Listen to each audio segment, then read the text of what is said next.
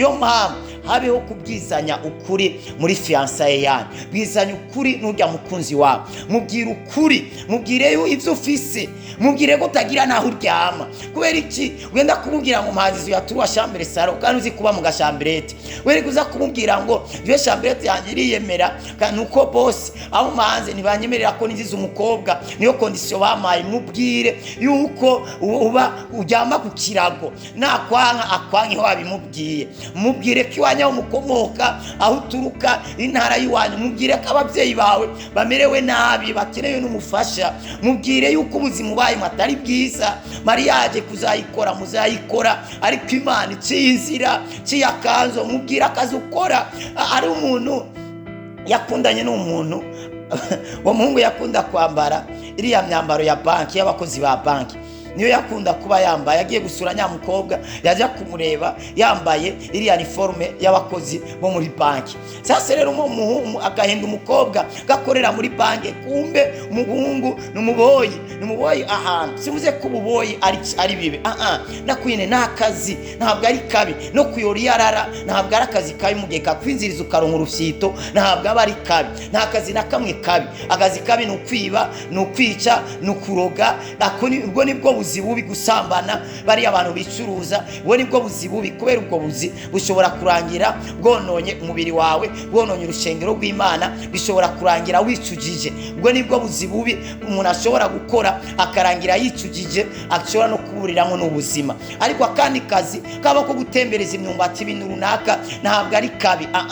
Akazi kaba kabi mu gihe kagushira kure y'Imana. Ari ikintu cyose wakora ukakibonamo amafaranga, ni cyiza, gikore, ejo kizakugeza ahandi hantu. Imana ishimwe cyane. Sasa uwo muhungu akaza ajya kumureba yambaye iki? Yambaye za muzu zo muri banki. Yakiguma yibaza ya mukobwa, yibaza ati nukuri natomboye. Rero uwo mukobwa acakunda uwo muhungu kubera abonye kari umuhungu wo muri banki. Aravuga ati kumbura umuhungu akorera muri banki yinjiza amafaranga menshi, uyu muhungu azongirira ikimazi, ntazobitinza mwikorosi. Ariko uwo muhungu ntabwo yigeze yemera akunda akazi kiwe, cyangwa ngo yumve ko abumbwa nuko ari, yumve yuko akazi akora ko yoshobora ukabwira umukunzi wiwe. Yumvise muri we kabaye amubwiye akazi akora katomwemera, katomukunda, ahitamo kumubesha kari umukozi wa banki kandi akora akazi ko mu nzu.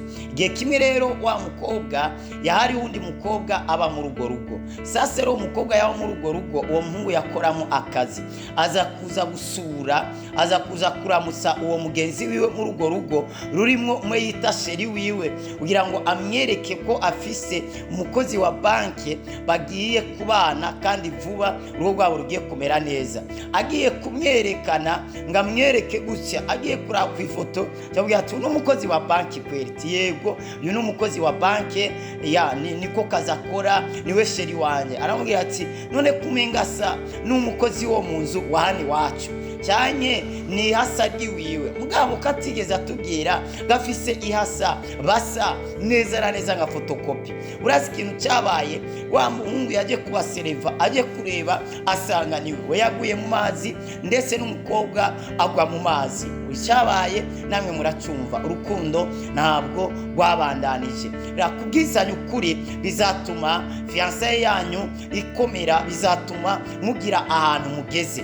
Nimumvikane, mubwizanye ukuri, umwe wese avuge ibyo akunda, ibyo yanka, ibyamubayeho, ndetse n'ibindi bitamuba, n'ibindi abantu badakunda kuvuga. Waruzi yuko utavuga ibyakubaye, udashingira intaye umukunzi wawe y'ubuzima bwa kera mu bwo wagiye uranyuramo, ibyo birashobora gutuma ejo hazaza mubanye cyane mukiri kumwe mu rukundo bishobora kubasenyera. Ejo hashobora kuza inkuru y'abantu bakubwira ati burya mukobwa nayo ndamuzi ari kumwe na naka, begana naka, baba bakiri kumwe, ati ikintu mbona simona kuba baratandukanye, bashobora kuba bari kumwe, ugasanga birasenyutse kandi uwo muntu baratandukanye kuva kera. Ugasanga kumbura udufoto mwafotozanyije n'undi muhungu kumbure muri ahantu runaka ugasanga utwo dufoto rero kubera utashingiye naye umukunzi wawe mutabwizanya ukuri tukazoza hanze tukabasenyera mu rukundo rwanyu kubera ko utigeze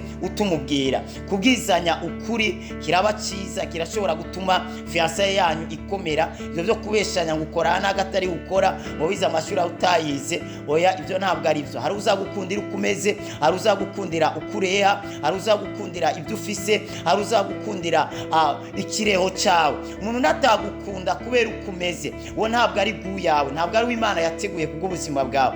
Imana yateguye kubwo ubuzima bwawe azagukundira ukumeze, kandi we nakubona azabona uri gitangaza. Urashobora kuba wibona kuri mubi ko nakatakwemera, mugabo nuko utashiriweho kunezerezawe, utashiriweho we, ariko abo washiriweho kunezereza, kubaka, cyangwa washiriweho gukunda, cyangwa washiriweho kuzabana nawe, azagukundira ukumeze, azakurobanura mu bandi, kandi azakubona uri gitangaza.